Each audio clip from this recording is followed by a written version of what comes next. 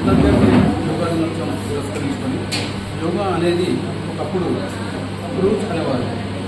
దాన్ని క్రమేణా మనం దాన్ని క్రూజ్ నుంచి యోగా వరకు విస్తరించింది. అయితే ఈ యొక్క మన భారతదేశంలో పుట్టి ప్రపంచవ్యాప్తంగా విస్తరించిన యోగా అనేది మనకు ఎంతో గర్వకారణం.